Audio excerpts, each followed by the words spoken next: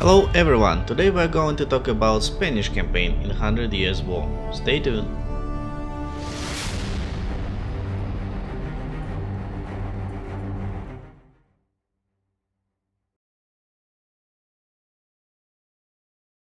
The Treaty of Brittany was culmination of Edward I's 24-year campaign in France.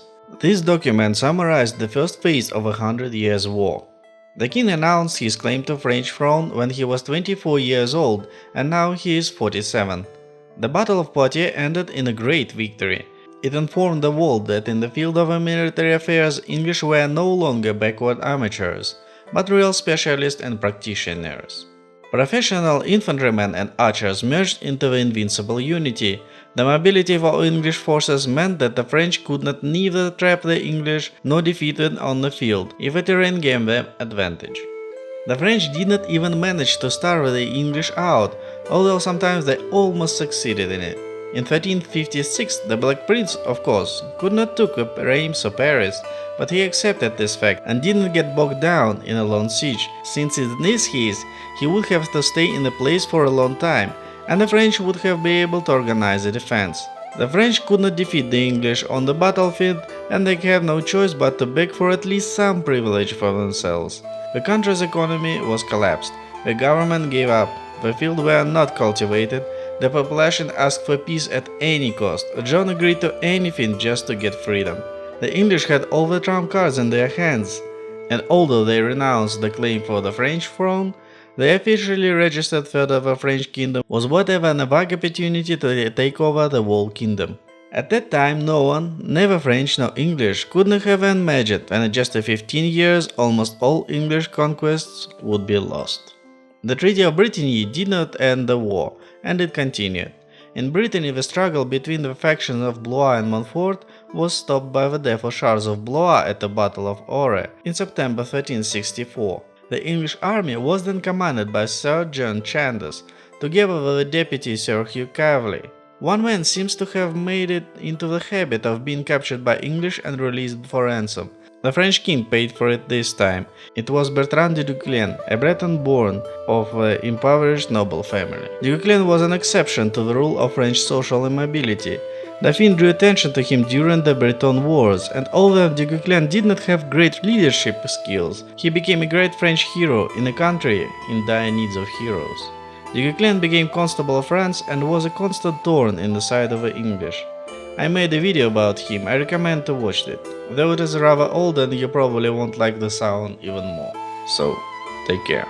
Anyway, in English the hero of such caliber was Cavely, who made a name for himself as a soldier. This Cheshire native first fought in Brittany under the command of Sir Thomas Dagworth, then took part in guerrilla war, was twice captured and released twice for ransom. This happened in 1351 at the combat at 30. I also made a video about this, and also a long time ago, so you can watch it here. And then during the siege of Castle of Becherel, where Cavely was the captain of garrison. In Poitiers, Cavely was the captain of archers, later commanded a combined detachment of archers and horsemen. After the agreement at Bretigny, this detachment turned into a free company. Before returning to Brittany, Cavely and his detachment served as mercenaries in the army of King of Castile, an ally of Edward III. At some point, Cavely was knighted. With his success at the Battle of Auray, he earned a large annual pension and the gratitude of Duke of Brittany, Jean de Montfort. In 1461, the Black Prince, now 30 years old, married childhood friend Joan, the Countess of Kent, widow of Sir Thomas Holland. Chandos characterized her as a lady of the highest degree, despite the fact that by this time she was completely ruined. In many ways, it was an amazing union. Since the Norman conquest, no prince was ever married to an English bride. Dynastic marriages, where members of foreign royal families were the main diplomatic tools in the hands of English kings. Joan was the same age as the prince and had 4 children, 2 sons and 2 daughters. Her 5th child, a daughter, died in infancy. Nevertheless, it was a love marriage, and oddly enough King Edward approved it, and procured permission from the Pope since the young were cousins. In the same year, the plague returned. Like in the first time, its consequences in England were not as devastating as in France. Nevertheless, the epidemic slowed down the already complicated bureaucratic process of transferring French lands to England. The disease did not hit the aristocracy as hard as it is to ordinary people. Perhaps a reason for this was the quality of food and the more comfortable living conditions. This time the disease chose new victims. In general, the death rate was lower than the last time. 33 people died in Bishop Waltham, compared to 264 in 1348-1339. However, in 1361 the population in the city was less. In Yorkshire, only 14 of the priests died, down from the previous 22%. But a new epidemic was claimed 24 of the Lords of the Parliament. Someone suggested that the class inequity among the dead indicated the disease in 1361 was a different nature, although the chronicles all as one argued that symptoms of 1331 are similar to those observed last time. Perhaps the commoners developed immunity, which passed on their children, and the owners who did not come into contact with the infected at the first appearance of the disease had no immunity from the plague. In July 1362, the Black Prince became the ruler of Aquitaine, for which he paid the king an annual ounce of gold. Prince Edward, Joan, and her 4 children from Holland moved to Bordeaux. While English officials and chiefs of garrison were appointed to higher posts, the local administration hardly intervened.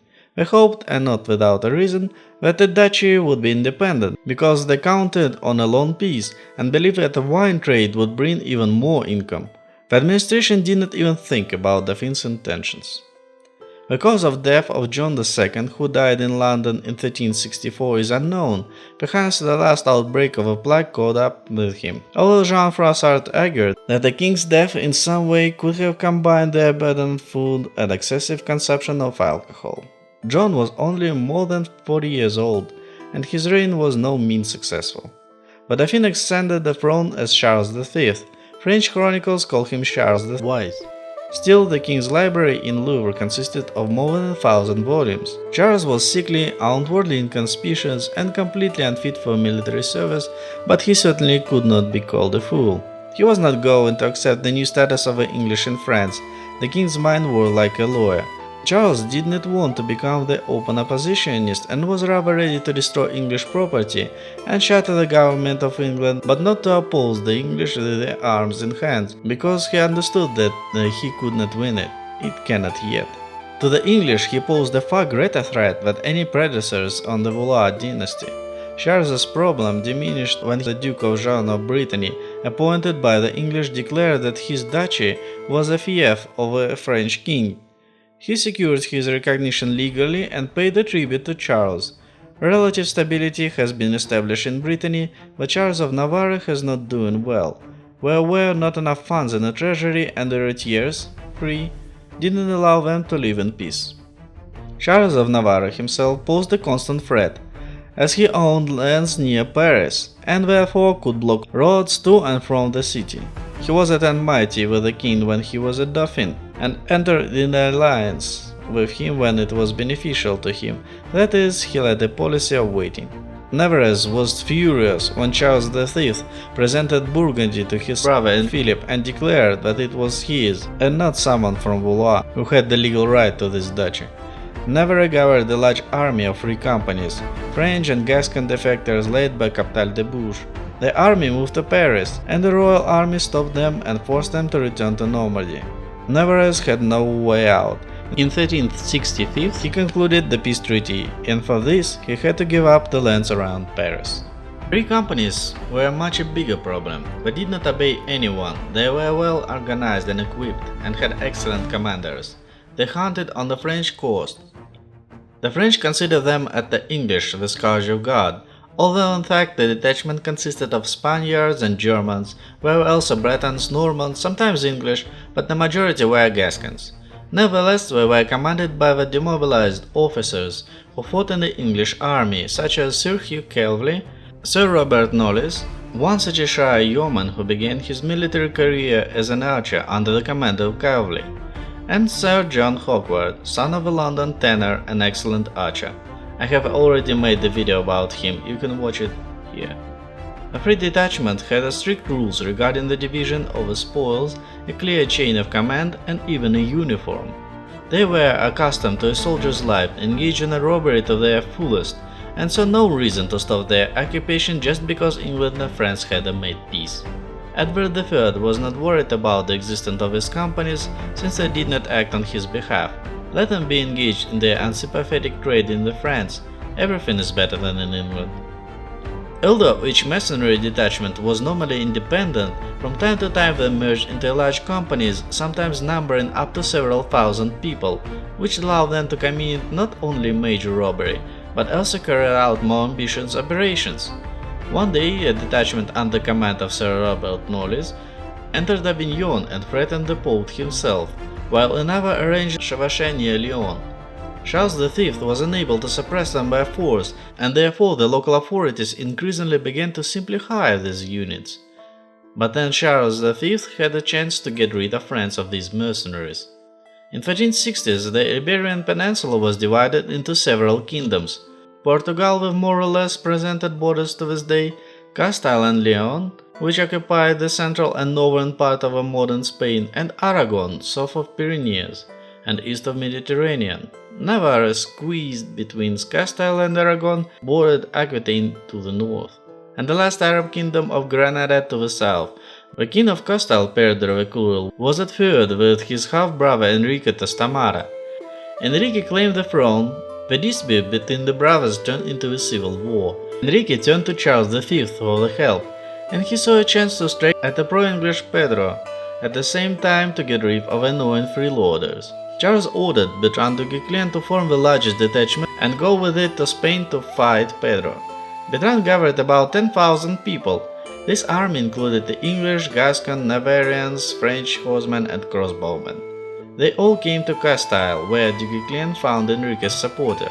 They managed to deprive Pedro of the throne and crown Enrique. Until this moment the Black Prince was not too worried. No one felt sympathy for Pedro, therefore the prince did not interfere with his operation. In addition, his own Gascons joined de Guesclin. Edward III reacted to the event differently. As unpleasant as Pedro was, England was hardly interested in French state control in southern Spain. Castilian galleys threatened English coasts, and attacks of wine merchants from Bordeaux could be repeated again. When Pedro initiated an alliance with English in 1362, King Edward ordered his son to restore Pedro to the throne. The Black Prince began to gather the army, which was to include his own retinue consisting of professional English soldiers, Gascons who until then had been paid by de Guesclin and Enrique, and the contingent from England, mainly archers, commanded by Black Prince's young brother, 27 years old John Gaunt, Duke of Lancaster since 1362. To support Pedro, the English army stationed in Aquitaine had to cross Pyrenees, and for this it needed to win over its side Charles of Navarre, who controlled the mountain passes. The goal was achieved. Pedro promised Charles Castile, which would give Navarre access to the sea and sum of 20,000 pounds. Pedro had no money and no valuables except for the stones from the crown, which he took with him when he fled from Castile to Bayonne for help to the Black Prince. The prince lent him money from the treasury of Aquitaine. Enrique did not see the need to maintain the large and expensive army which bring him to the throne, and said goodbye to the three companies, leaving only the returns of de Guesclin and a detachment of 400 English archers led by Sir Hugh Calvary. Some of the mercenaries returned to Aquitaine with payment and immediately entered the service of the Black Prince. Enrique happily paid them well, and the mercenaries were happy. Others went east to Aragon to guard the borders against Castilian invasions. When French spies informed Enrique that the Black Prince was leading an army against him, he realized that Calvary and his archers would not fight against the prince. But if he prevented the English from entering Spain, he will be safe, and therefore, before Christmas in 1366, he turned to Charles of Navarre. Enrique promised him to give everything that Pedro would give him, plus the city and 11,000 pounds in cash. Satisfied that there would be no invasion, Enrique paid off Calvary, which made sense, and paid the Bretons of de Guesclin as well, which was not so reasonable. As well as the Black Prince heard that the King of Navarre was in Enrique's pocket, he immediately sent messengers to Sir Hugh Calvary, who at the time was in northern Castile on his way back to Aquitaine. The prince ordered him to invade Navarre from the south. Charles of Navarre was so alarmed that he personally rushed to the Black Prince to explain that this was just a misunderstanding. He of course would support Pedro, and sent a detachment of 400 men at arms to him. Enrique realized that the mountain passes would not close the road to English, summoned Du Guesclin and called to all the mercenary troops with whom he could reach. In the mid-February of 1367, a prince's army numbering about 8,000 people left Saint-Jean-de-Port-Pied and headed to Roncesvalles Gorge. This pass can be dangerous even in summer, and in the middle of a winter covered with a thick layer of snow, at a temperature below zero, with no blade of grass for horses, not a grain for people. Well, logistics in these days was at least at its best, since the army overcame the pass and in perfect order reached the plain north of Pamplona. We do not know the names of the quartermasters who determined how much fodder and provisions would be required, but with such experienced men as Sir John Chandos, Sir Calvert Knollys, and Sir William Felton, the army was accustomed to both bad weather and rough terrain. The Black Prince planned to go to Pamplona to Burgos, the capital of Castile, stand at the intersection of a road leading to the north and south. Enrique managed to block the river crossing, but by March the English had reached Victoria. The Black Prince hoped for a decisive battle of Vittoria. The English lined up in a battle order and a challenge was made to the enemy, but if Enrique did not fight against the English in the France, then Du Guesclin and his French officers fought, and their advice was supported by the French king. Charles V wrote a letter to Enrique asking in no case not to take part in the battle in which the English will surely win. Charles suggested waiting until the opponent ran out of food and fodder, when they could be forced to retreat, and the Castilians for this period let them limit themselves for sorties. They did so, and during one of the sorties Sir William Felton was killed. He was in command of a foraging force of 300 horsemen and archers, and west of Vittoria when we were unexpectedly attacked by a large French force. A small detachment on the hill, near the village of Aringues, repelled all enemy attacks until Felton was killed and the foragers had to surrender. For several centuries, this place was called Inglisamendi, the hills of the English. Charles's advice not to force things was sound. Indeed, in the mid-March, the Black Prince had to go first to the northeast and then to the southwest in order to approach Burgos from the east. On April 1, 1337, the prince approached Logroño. Political considerations forced Enrique to act.